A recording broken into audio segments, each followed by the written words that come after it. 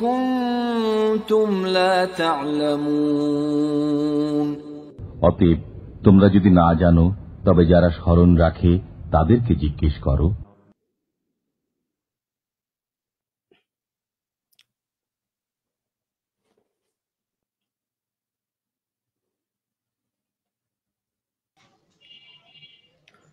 আসসালামু আলাইকুম ওয়া রাহমাতুল্লাহি ওয়া বারাকাতুহু।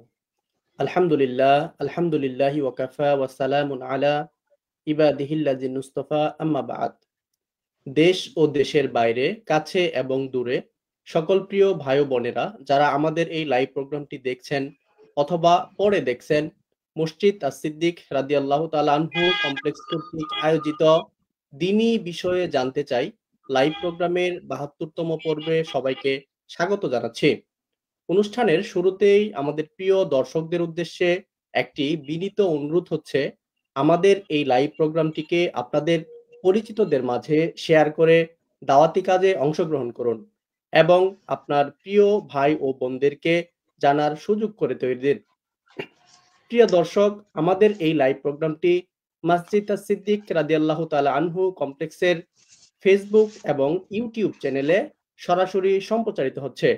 আপনিও আমাদের এই লাইভ প্রোগ্রামে প্রশ্ন পাঠাতে পারেন 01903823378 এই হোয়াটসঅ্যাপ নাম্বারে। বরাবরের মতোই আপনাদের গুরুত্বপূর্ণ প্রশ্নের উত্তর দিবেন সম্মানিত শায়েখ, মসজিদ as-সিদ্দিক রাদিয়াল্লাহু তাআলা আনহু কমপ্লেক্সের সম্মানিত খতিব শায়েখ ডক্টর আব্দুল্লাহিল কাফি মাদানী হাফিজাহুল্লাহ। অনুষ্ঠানের পক্ষ থেকে আমরা শায়েখকে স্বাগত জানাচ্ছি। আসসালামু আলাইকুম ওয়া রাহমাতুল্লাহ।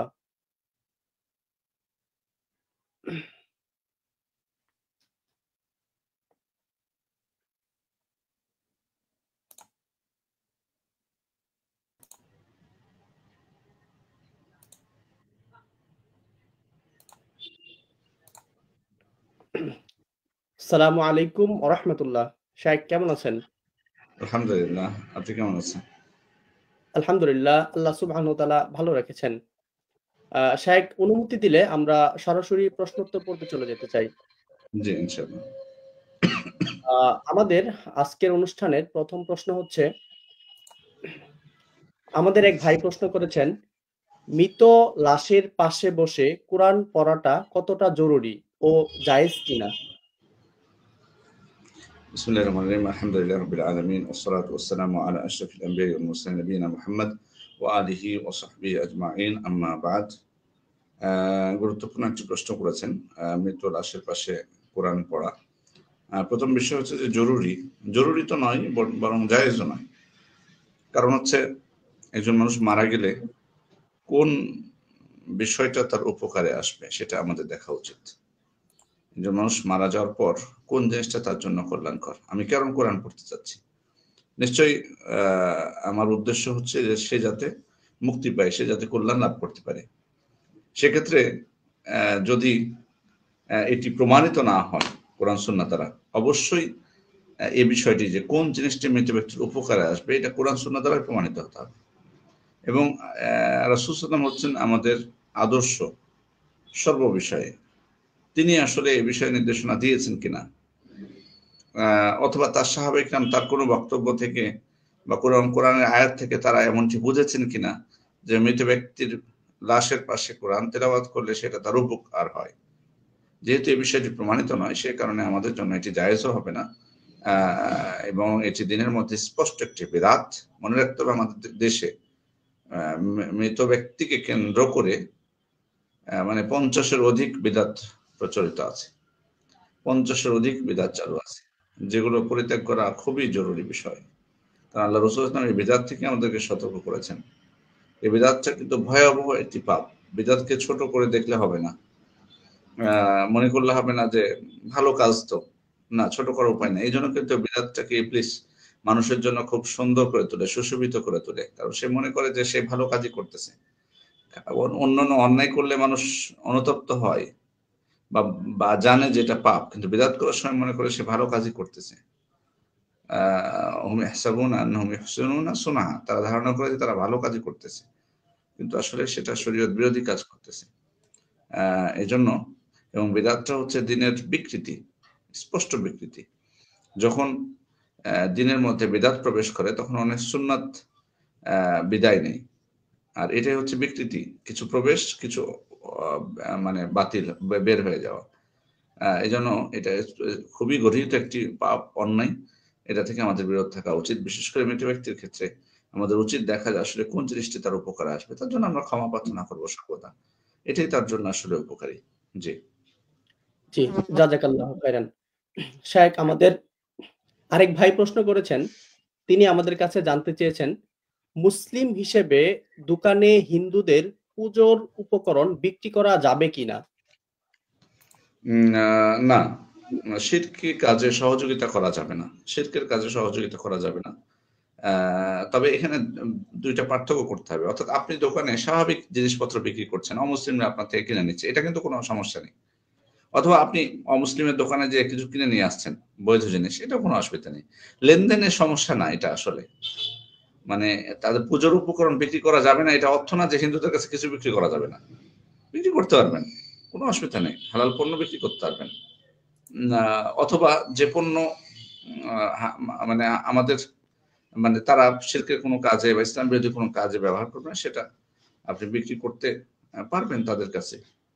কিন্তু যেটা স্পষ্ট শিরকের জন্য মানে তারা শিরকি কাজে ব্যবহার করছে, আল্লাহর সাথে শিরকের ক্ষেত্রে, পূজা মানে আল্লাহর সাথে শিরকের ক্ষেত্রে ব্যবহার করছে তারা, বা ওই উৎসবকে কেন্দ্র করে করছে এইসব জিনিস, তখন এটা আমাদের জন্য ওই পণ্য বিক্রি করাটা এটা আমাদের জায়েজ হবে না। কারণ এটা ওই মূলনীতির অন্তর্ভুক্ত হবে যেটা আল্লাহ তাআলা আমাদেরকে বলে দিয়েছেন, ওয়ালা তাআওয়ানু আলাল ইসমি ওয়াল উদওয়ান, পাপ এবং সীমালঙ্ঘন, শত্রুতার কাজে তোমরা পরস্পরকে সহযোগিতা করো না। সেক্ষেত্রে এটা পাপ, এবং শিরকের পাপ হচ্ছে সব থেকে বড় পাপ, যে কারণে এই পাপ থেকে বিরত থাকাটা আমাদের জন্য খুবই জরুরি। জি, জাযাকাল্লাহু খাইরান। শায়েখ, আমাদের আরেক ভাই আমাদের কাছে জানতে চেয়েছেন, ফজরের নামাজের পর কি মুসল্লিদের নিয়ে সূরা হাশরের শেষ ৩ আয়াত সম্মিলিতভাবে পড়া যাবে? আসলে প্রথম বিষয় হচ্ছে যে সম্মিলিতভাবে পড়ার আগে যে সূরা ফজরের সালাতের পর সূরা হাশরের ৩ আয়াত মানে আসলে পড়ার কারণটা কি? প্রথমত একটা বিষয় আমাদের মনে রাখতে হবে যে পবিত্র কোরআনের যে কোনো সূরার যে কোনো আয়াত তিলাওয়াত করলে আমরা সওয়াব পাবো। এটা আমাদের মনে রাখতে হবে। মান করা হারফাম মিন কিতাবিল্লাহ ফালাহু হাসানাতু বিআশরি আমসালিহা। একটা হরফ পড়লে কিন্তু আমরা 10 নেকি পেয়ে যাব কমপক্ষে। একটা হরফ পড়লে কোরআনের, শব্দ না, একটা হরফ পড়লেই। আবার বলা হয়েছে ইকরাউল কোরআন ফাইন্নাহু ইয়াতি ইয়াউমাল কিয়ামাহ শাফিআন লিআসহাবি। তোমরা কোরআন তেলাওয়াত করো, কোরআন কিয়ামত দিন তার তেলাওয়াতকারীর জন্য শাফাআত করবে। তাহলে কোরআনের যে কোনো সূরা যে কোনো আয়াত তেলাওয়াত করা এটা আমাদের জন্য সওয়াবের কাজ। কিন্তু বিশেষ কিছু সূরার কথা বা আয়াতের কথা বর্ণিত হয়েছে যেগুলো পাঠ করলে বিশেষ ফজিলতের কথা আছে, সেগুলোকে আমরা ফজিলতপূর্ণ মনে করব। তবে সূরা হাশর সংক্রান্ত এমন কোনো কিছু সহিহ সূত্রে বর্ণিত হয়নি আল্লাহ রাসূল থেকে যে এই ৩টি আয়াত তিলাওয়াত করলে বিশেষ কোনো সওয়াব আছে। সে কারণে এই ৩টি আয়াতকে বিশেষত্ব মনে করা, বিশেষ করে আপনি একটা ওয়াক্তের সাথে যুক্ত করে দেবেন ফজরের সাথে, এটার কোনো ভিত্তি নেই, সহিহ কোনো ভিত্তি নেই, যে কারণে এই আমল পরিত্যাজ্য। এটা একাকী করুন, আর দলবদ্ধ করলে তো এটা আরো এর সাথে ভয়াবহ হয়ে গেল সেটা।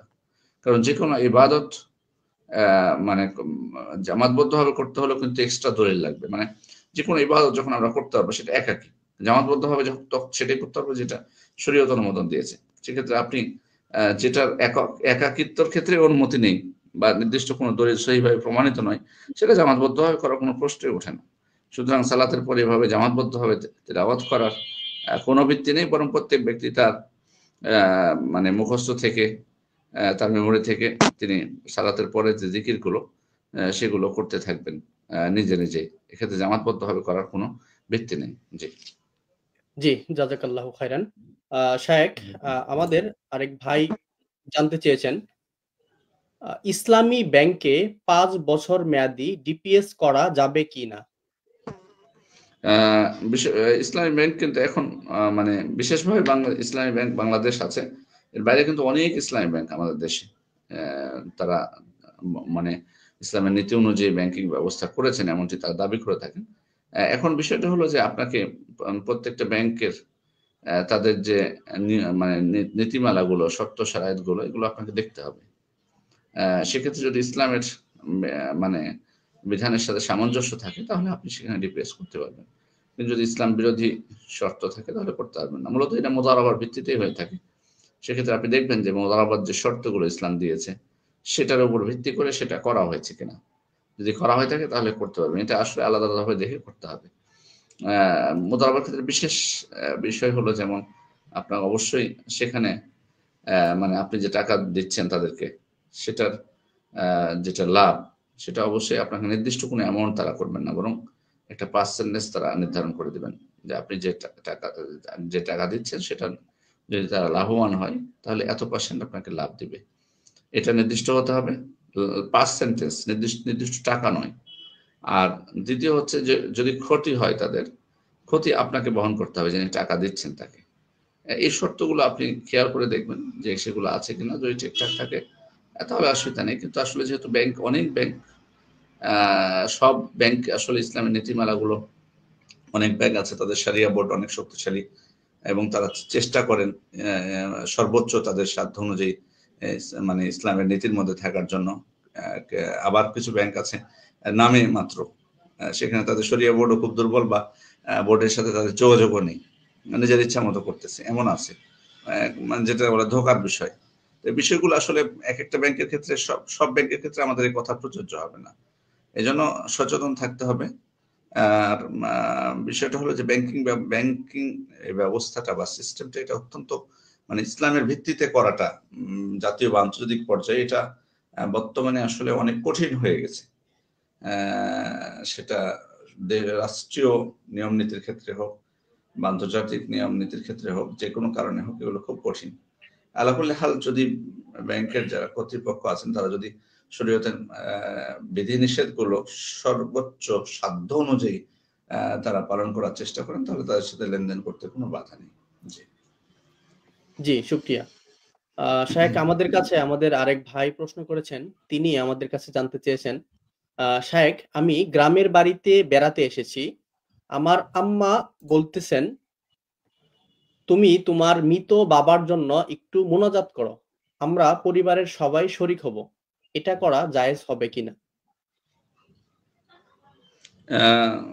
বিষয়টা হলো যে আসলে সম্মিলিতভাবে দোয়া, কিছুক্ষণ আগেও যে জিনিসটা আমি বলছিলাম যে কোনো ইবাদতের ক্ষেত্রে দোয়া একটি ইবাদত, বরং হাদিসে বলা যায় দোয়া হুয়াল ইবাদত, দোয়াটাই হচ্ছে ইবাদত, দোয়াটাই হচ্ছে ইবাদত।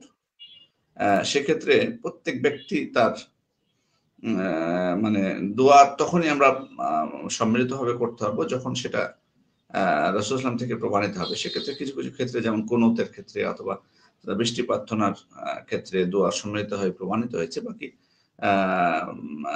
মানে সম্মিলিতভাবে আল্লাহ রাসূল থেকে কোনো জায়গায় তিনি সম্মিলিতভাবে দোয়া করেছেন এমনটা প্রমাণিত হয় না।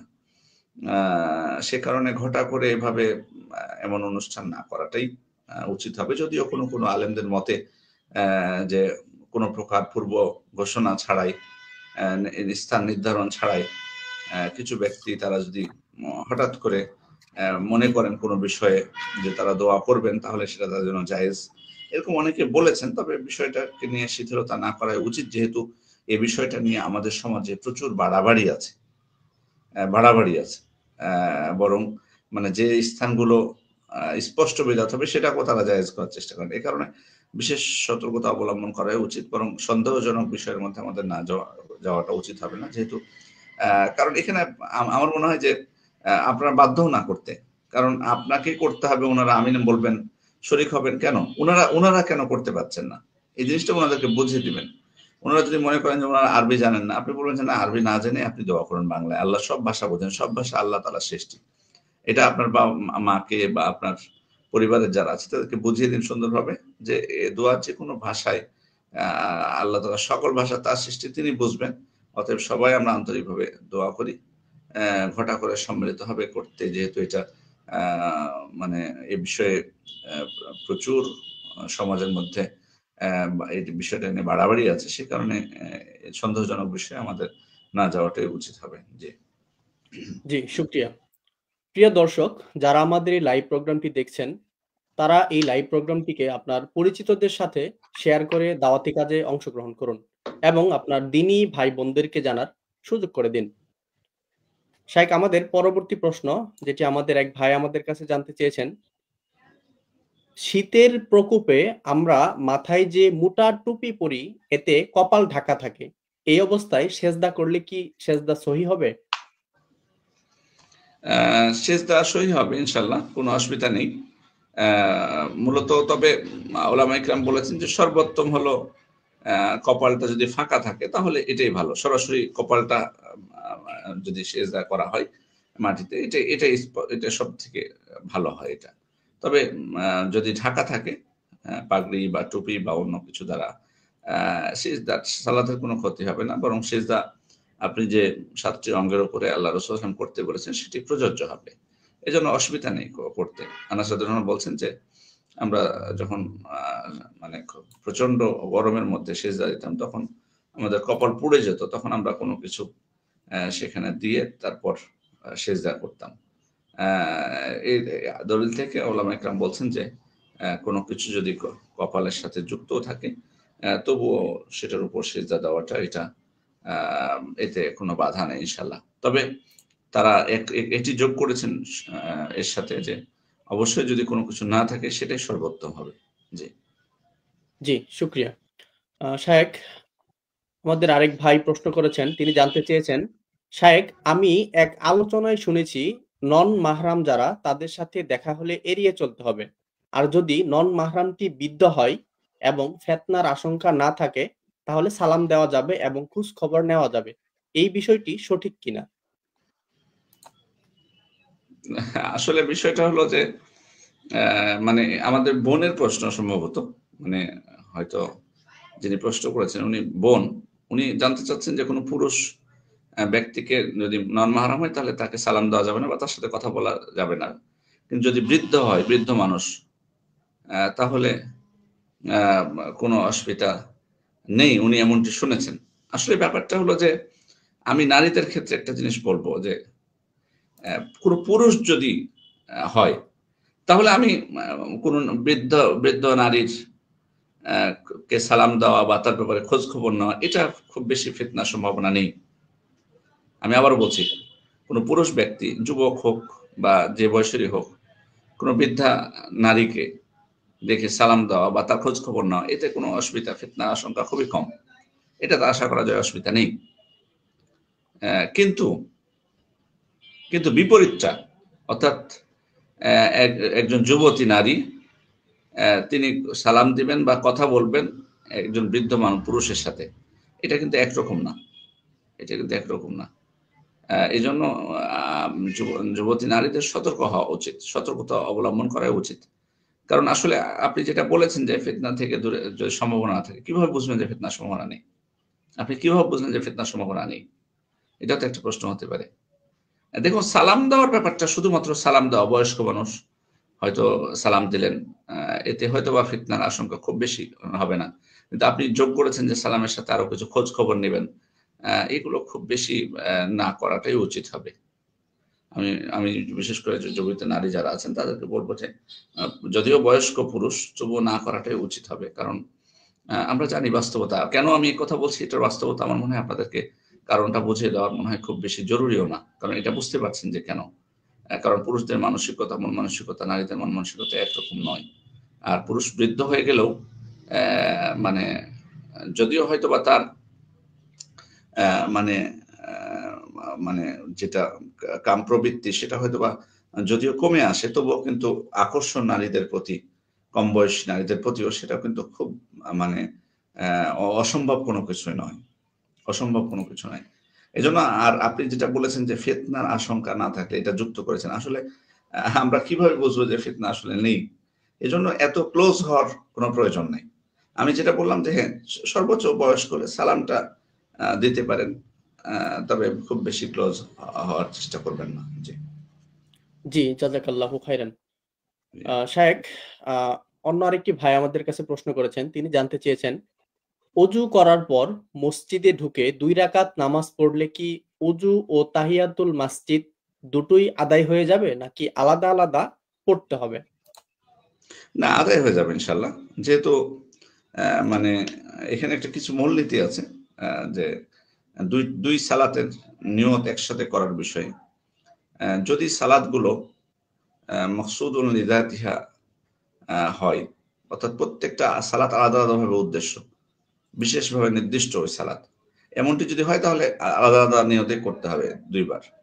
আর যদি ওই সালাতই নির্দিষ্ট না হয়, বরং যে কোনো সালাত পড়লেই হয়, তাহলে দুই সালাতের নিয়ত একসাথে করা যায়। সেক্ষেত্রে তাহিয়াতুল উযু এবং তাহিয়াতুল মসজিদের ক্ষেত্রে ওলামা ইকরাম বলছেন যে এখানে মূল বিষয় না যে এটা আলাদা কোনো সালাত, এটা আলাদা কোনো বিশেষ সালাত না, বরং একজন ব্যক্তি মসজিদে ঢুকেই সালাত আদায় করে বসবেন, সেটা যে সালাতই হোক, ফরজ হোক, নফল হোক, সুন্নাত হোক, ওয়াজিব হোক, যেটাই হোক না কেন। তেমনি ভাবে একজন ব্যক্তি ওযু করার পর তিনি সালাত আদায় করবেন, সেটা যে কোনো সালাত হতে পারে। সেজন্য আশা করা যায় যে আপনি যদি 2 রাকাত সালাত পড়েন এবং এক্ষেত্রে ওযু করার পর পরে পড়েন, তাহলে এটা তাহিয়াতুল উযু যেমন হবে তেমনই তাহিয়াতুল মসজিদ হিসেবেও গ্রহণযোগ্য হবে। তবে কোন ওলামা ইকরাম যেমন শেখ সালেহ আল ফাওজান হাফিজাহুল্লাহ, তিনি অবশ্য বলেছেন যে যদি কেউ মনে করে যে আমি আলাদা আলাদা হয়ে পড়বো, তাহলে এক্ষেত্রে আশা করা যায় কোনো সমস্যা নেই, বরং উনি তাহিয়াতুল উযুর নিয়তে 2 রাকাত পড়লেন, আবার তাহিয়াতুল মসজিদের নিয়তে আলাদাভাবে 2 রাকাত পড়তে পারেন। এটা বৈধতা আছে। জি জি, জাযাকাল্লাহু খাইরান। আমাদের আরেক ভাই আমাদের কাছে জানতে চেয়েছেন, গ্রাম্য পুকুর বা জলাশয় যা আবদ্ধ, দীর্ঘদিন থাকার কারণে পানির রং, গন্ধে পরিবর্তন দেখার পরেও কি ওযু করা বৈধ হবে? না, এটা বৈধ হবে না। যদি আপনি দেখেন যে পানির রং পরিবর্তন হয়ে গেছে, আর বিশেষ করে মানে আবদ্ধ এবং পানির পরিমাণ হয়তো, যদিও মানে এখানে বিষয়টা হচ্ছে যে পানির পরিমাণ যদি বেশি থাকে, 2 কুল্লার উপরে হয়, 2 কুল্লার উপরে হলে আমরা জানি যে মানে আল্লাহ রাসূল সাল্লাল্লাহু আলাইহি ওয়াসাল্লাম থেকে সাব্যস্ত হয়েছে যে অসুবিধা নেই।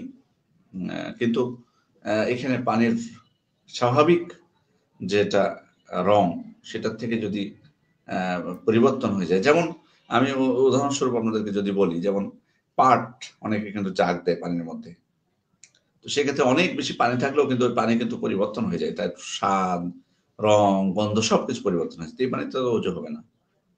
এজন্য এটা সতর্ক থাকতে হবে যে আসলে পানির, হ্যাঁ আমি বলছি না যে পানির রং একটাই, পানির পুকুরের পানির রং এক ধরনের, নদী আর একটু ভিন্ন, সমুদ্রে একটু ভিন্ন, টিউবওয়েলের পানি ভিন্ন, ভিন্নতা থাকতেই পারে। বাট কিন্তু যদি আপনি অস্বাভাবিক হয়ে যায়, অর্থাৎ প্রকৃত রং সেটা না, বা প্রকৃত গন্ধ সেটা না, বা প্রকৃত স্বাদ সেটা না, তাহলে ওই পানিটা আপনার ওযু না করাই উচিত হবে। জি জি, জাযাকাল্লাহু খাইরান। শায়েখ, আমাদের এক বোন জানতে চেয়েছেন, তিনি আমাদের কাছে প্রশ্ন করেছেন, যদি কোনো নারীর হজের নিসাব পরিমাণ সম্পদ গোল্ড আকারে থাকে, যা নিজের এবং স্বামীর হজে যাওয়ার জন্য যথেষ্ট, তাহলে কি সেই নারীর জন্য হজ ফরজ হয়েছে? সম্পদ গোল্ড আকারে আছে, মানে এখানে একটা আমার কাছে একটু বিষয়টা কিছুটা সন্দিহান আমি, যে উনার এটা গোল্ডটা, এটা কি আসলে উনার অলংকারের জন্য তৈরি করা, নাকি হয়তো উনি, ওনার সম্পদ ছিল হয়তো 10 লক্ষ টাকা বা 20 লক্ষ টাকা, উনি তখন মনে করছেন আমি টাকাটা ব্যাংকে না রেখে আমি স্বর্ণ কিনে রেখে দিই, পরবর্তীতে দাম বাড়বে, এই উদ্দেশ্যে কোনটা? যদি ওটা ওনার শুধুমাত্র ওই স্বর্ণটা থাকে ওনার অলংকার, যেটা উনি ব্যবহার করেন, তাহলে তো এটা এটা ওই সম্পদের সাথে আসবে না। আর যদি এটা হয় যে না, ওনার সম্পদই এটা, অর্থাৎ উনি গোল্ড কিনে রেখেছেন, গোল্ড আকারে আছে, তাহলে উনার যদি সেই গোল্ড দিয়ে হজে যাওয়ার সমর্থ থাকে, তাহলে তার উপর হজ ফরজ হবে, যদি কোনো মাহরাম উনি পান। যদি উনি কোনো মাহরাম পান, তখন মাহরাম না পেলে উনি যাবেন না হজে। কিন্তু বিষয়টা না যে মাহরামকে খরচ দিয়ে নিয়ে যেতে হবে ওনাকে, এটা কিন্তু না, এটা যেন আমরা ভুল না বুঝি। মানে একজন নারীর উপর হজ ফরজ হবে তখনই যখন উনার সামর্থ্য আছে যাওয়ার, আর ওনার সাথে উনি মাহরাম পাচ্ছেন তখন। কিন্তু এটা অর্থ না যে ওনার এমন সম্পদ আছে যে মাহরামকে নিয়ে যেতে পারবেন। হ্যাঁ, মাহরামকে যদি নিয়ে যাওয়ার সামর্থ্য হয়, যেমন এই বোনের ক্ষেত্রে প্রশ্ন করেছেন যে উনি হাজবেন্ডকে নিয়ে যেতে পারবেন, আমরা উৎসাহ দিব, নিয়ে যান, আপনার যেহেতু সম্পদ আছে আপনি নিয়ে যান। বাট আপনি নিয়ে নিতে বাধ্য না। অর্থাৎ আপনি যদি বলেন যে মানে আমার স্বামীর তো সম্পদ নেই বা আমার কোনো মাহরমেরও সম্পদ নেই সেরকম, তো আপনি যেতে বাধ্য না। আপনি যেতে বাধ্য না। যখন কোনো মাহরম পাবেন তখন আপনি যাবেন।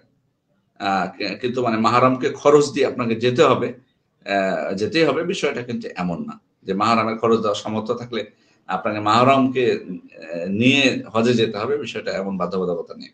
জি জি, শুকরিয়া। শায়েখ, আমাদের আরেক বোন সেম এরকমই একটি প্রশ্ন করেছেন।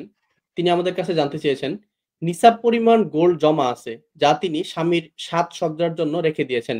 তিনি চাচ্ছেন না এই গোল্ড বিক্রি করতে, বরং তিনি চাচ্ছেন নগদ টাকা জমা হলে সেটি দিয়ে হজ আদায় করবেন। এটা ঠিক হবে কিনা? জি, আমি এই কথাটা কিছুক্ষণ আগে আমার মনে হয় রিলেটেড দুইটা প্রশ্ন, আমরা জানি না হয়তো একজন করে করেছেন কিনা। যদি মানে উনি রেখেছেন সাজসজ্জা নামা, তার মানে অলংকার, যেটাকে আমি বলছিলাম, সেটা সেটা তো উনি বিক্রি করতে বাধ্য না, সেটা বিক্রি করতে বাধ্য না। এটা এই এই এই স্বর্ণ যেটা তিনি অলংকারের জন্য রেখেছেন, সেটা যদি তিনি ব্যবহার করেন, সেটা বিক্রি করেও যদি হজে যাওয়ার সমর্থ থাকে, তবুও সেটা উনি বাধ্য নন, উনি সেটা বাধ্য নন বিক্রি করতে।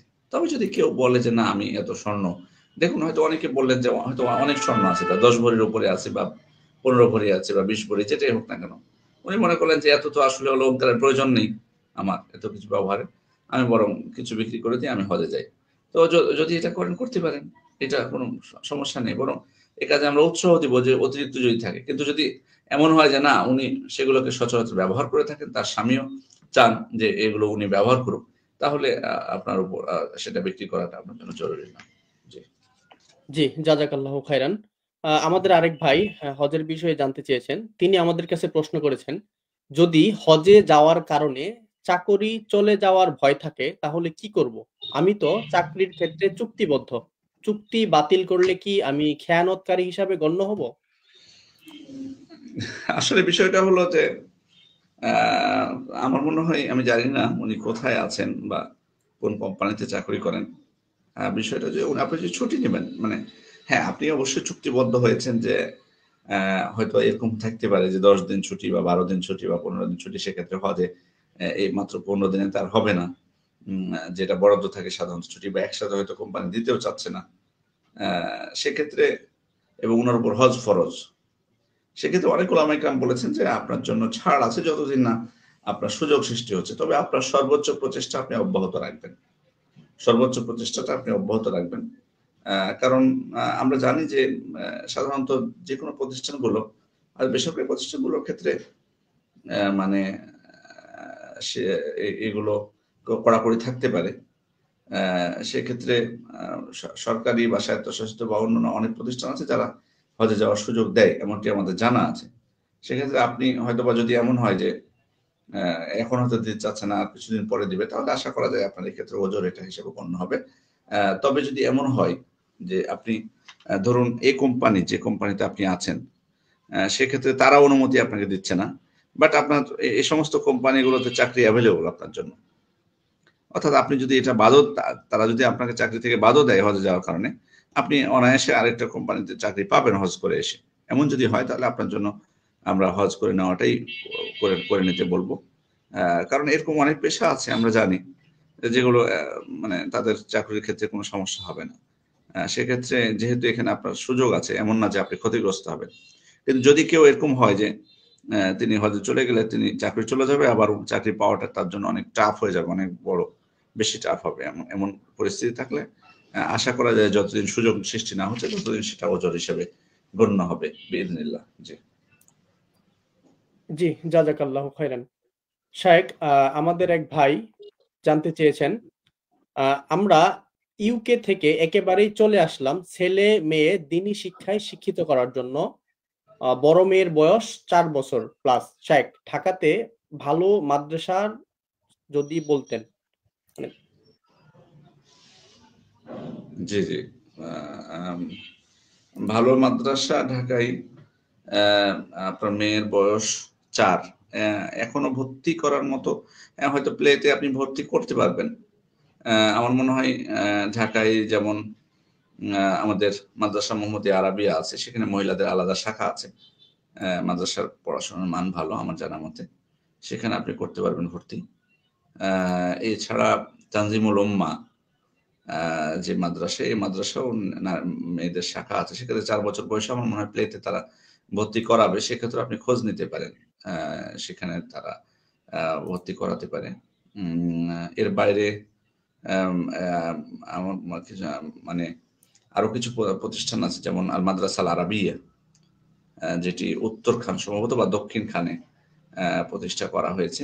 এই মাদ্রাসাটি, সেখানেও মেয়েদের সুযোগ আছে ভর্তি হওয়ার, সম্ভবত 4 বছর বয়সে।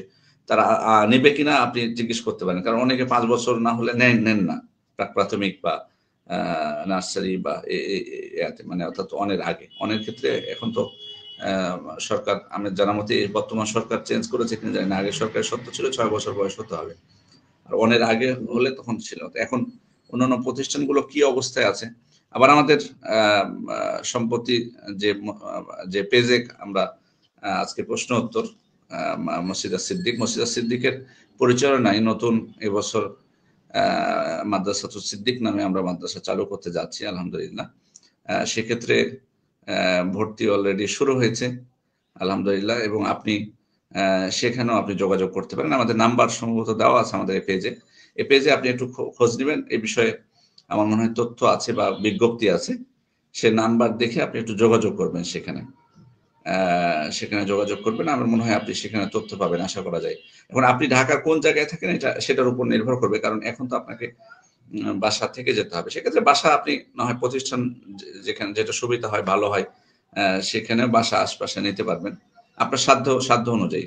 তো সেক্ষেত্রে আপনি খোঁজ নিতে পারেন। আমাদের এই মসজিদটি হচ্ছে শান্তিনগরে অবস্থিত, মাদ্রাসা শান্তিনগরে অবস্থিত, শান্তিনগর মোড় থেকে খুবই কাছে। আপনি একটু খোঁজ নিয়ে সেখানেও দেখতে পারেন। তো এরকম বেশ কিছু প্রতিষ্ঠান আছে, সেগুলো একটু খোঁজ নিলে আশা করা যায় যে আপনি এটা পাবেন।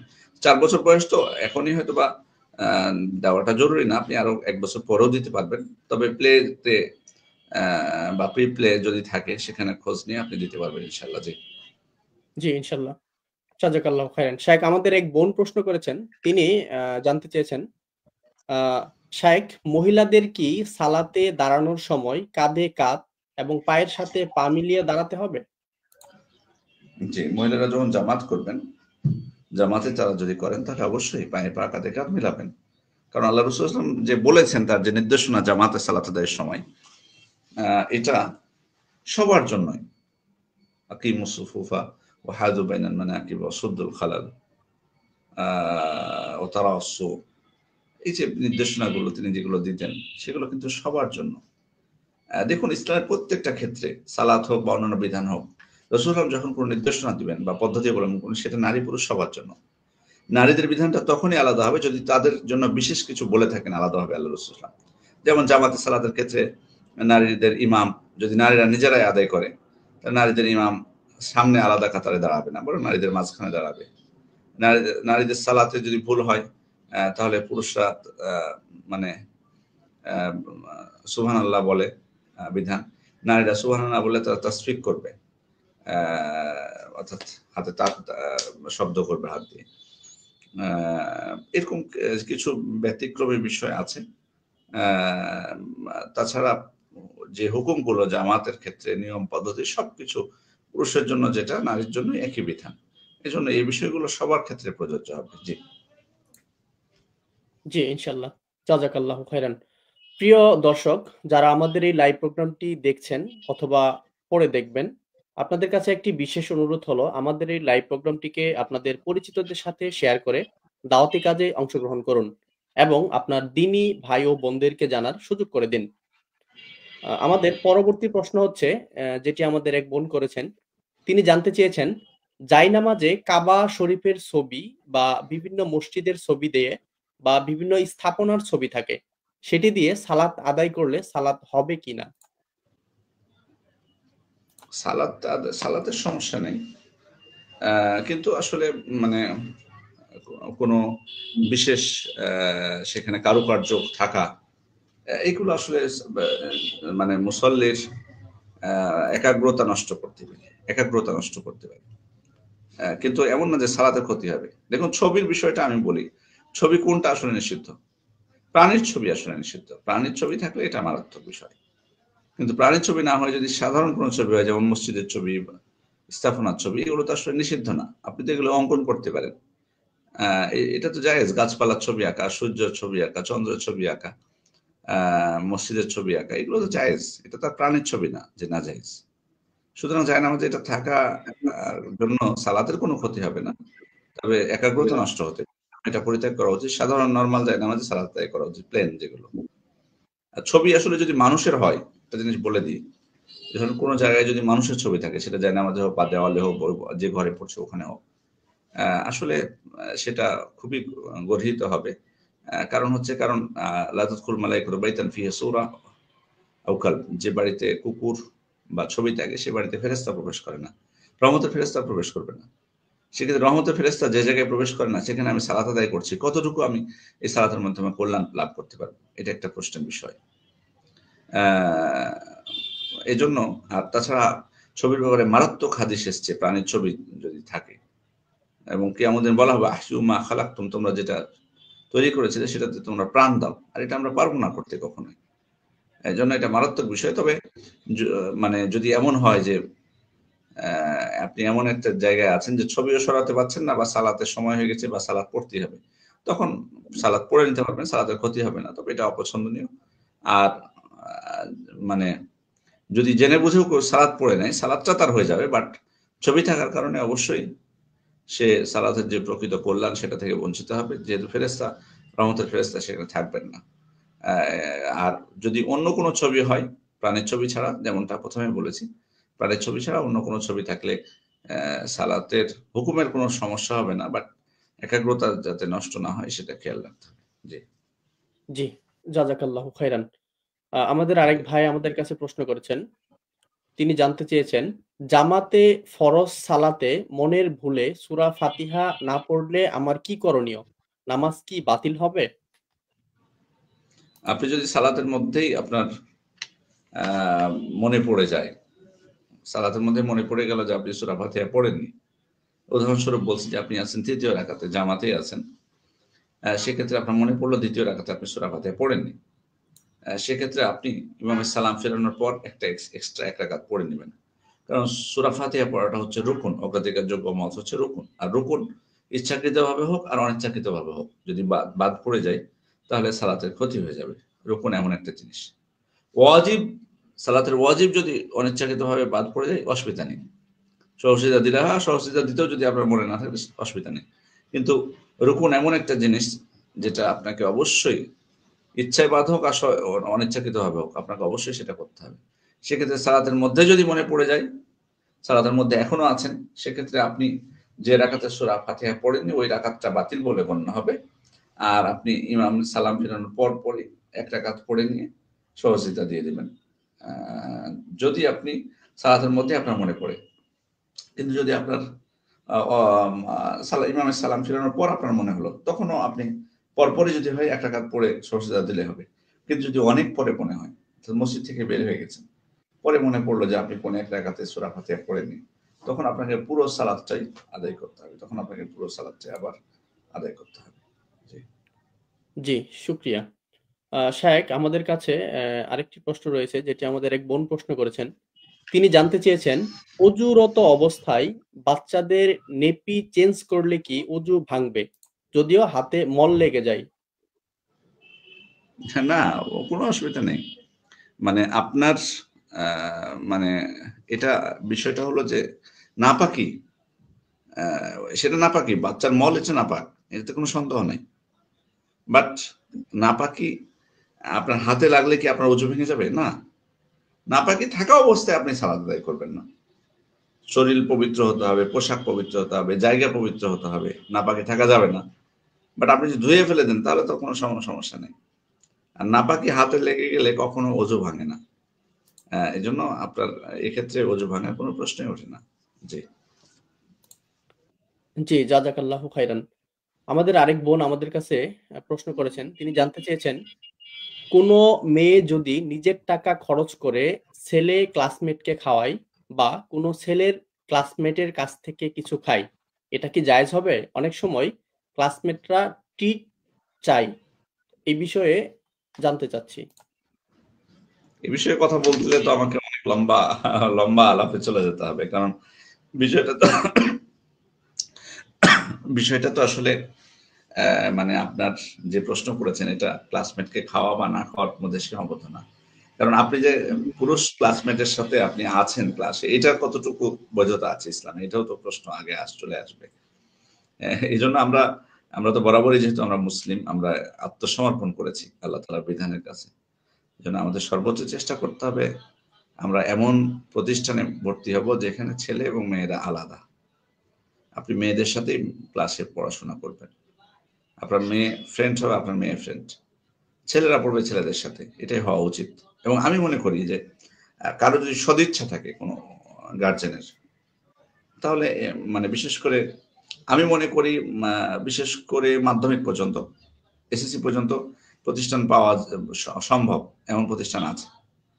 হয়তো উচ্চ মাধ্যমিকে যে একটু কষ্ট হতে পারে, আর পরের বিষয়ে হয়তো অনেক সময় কিছু সাবজেক্ট থাকতে পারে, অনার্স বা মাস্টার্স বা মেডিকেল বা যেখানে হোক না কেন সেখানে হয়তো বা কঠিন হতে পারে, বাট এই মাধ্যমিকে এটা খুব কঠিন না যদি কারো সদিচ্ছা থাকে। প্রয়োজনে আপনাকে বাসা নিতে হবে এমন প্রতিষ্ঠানের পাশে, কিন্তু এটা তো অনেক বড় ফিতনা। নারী পুরুষ একসাথে থাকা, আর বিশেষ করে যখন পরস্পরের বন্ধুত্ব, একদিন ও খাওয়াবে, একদিন আপনি খাওয়াবেন, একদিনই করবেন, তার মানে এগুলো পুরোপুরি মিশে যাওয়া, এগুলো যেটাকে একবারে খাঁটি ইখতিলাত বলা হয়। এবং ইসলামের শত্রুদের যে পরিকল্পনাগুলো, তার মধ্যে এটা একটা, যে এভাবে কিন্তু অশ্লীলতা ছড়িয়ে পড়ে। প্রতিষ্ঠানগুলো তো আমরা দেখতে পাই সর্বক্ষেত্রে, সেটা শিক্ষা প্রতিষ্ঠান হোক বা কোনো কর্মক্ষেত্র হোক। এই জন্য অবশ্যই আপনার প্রশ্নের সাথে শুধু আমি এটুক বলে নাজায়েজ বলে যদি আমি থেমে যাই, এটা আমানতদারিতা হবে না। বরং আমি তার আগেই বলবো যে আপনি আপনারা বা আপনার অভিভাবকের উচিত হচ্ছে আপনাকে এমন প্রতিষ্ঠানে দেওয়া যেখানে শুধুমাত্র মেয়েরাই পড়াশোনা করবে। জি জি, জাযাকাল্লাহু খাইরান। আমাদের আরেক ভাই আমাদের কাছে জানতে চেয়েছেন, একাকী ফরজ নামাজ আদায়ে নীরবে সূরা পড়বো নাকি শব্দ করে পড়বো?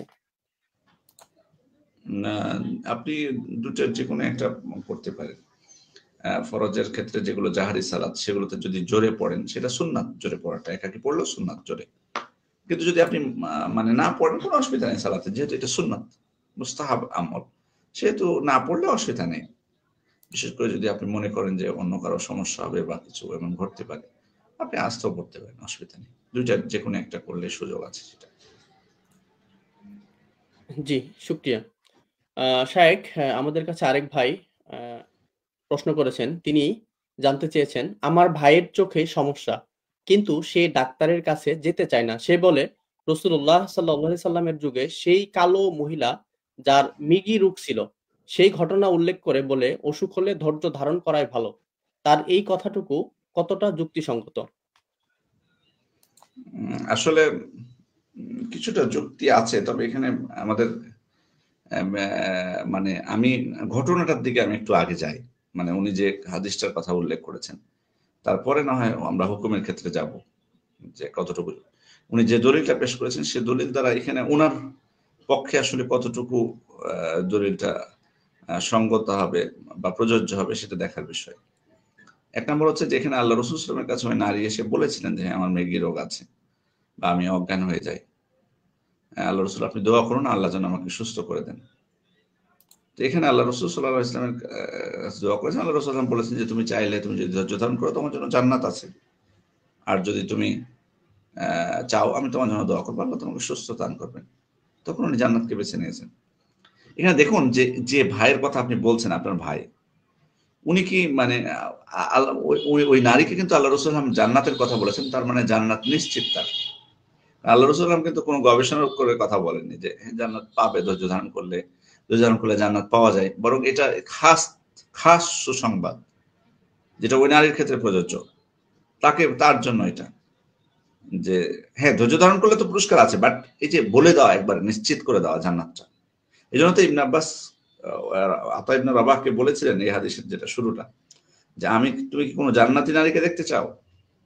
জান্নাতি নারী তো আরো জান্নাতে যাওয়ার তো অন্য অন্য ভালো নারীদের সুযোগ ছিল, বাট ওনাদের কথা কেন বলেননি?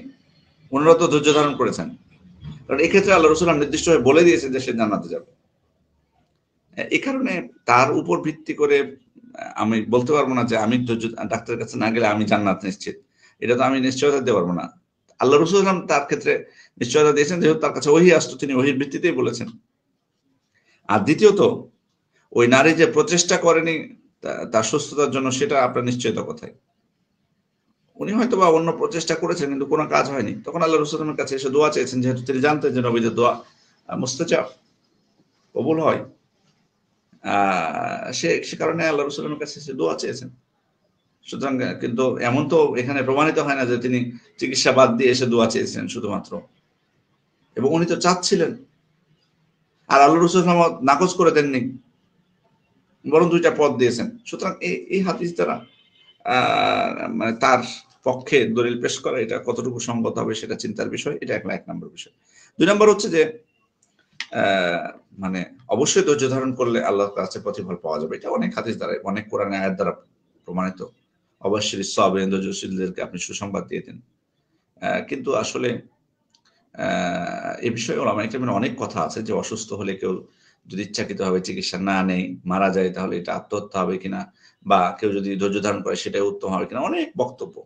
খোলাসা যেটা, মূল সারাংশ যেটা, সারসংক্ষেপ যেটা, যে আসলে আমরা যদি সুযোগ থাকে চিকিৎসা গ্রহণের সুযোগ যদি থাকে, কারণ আল্লাহ রাসূল সাল্লাল্লাহু কেন বলেছেন এই কথা যে মা আনজালাল্লাহু দাআন ইল্লা ওয়া আনজালা লাহু দাওয়ান, আল্লাহ তাআলা এমন অসুখ সৃষ্টি করেননি, এমন অসুখ দেননি যেটার ওষুধ নেই।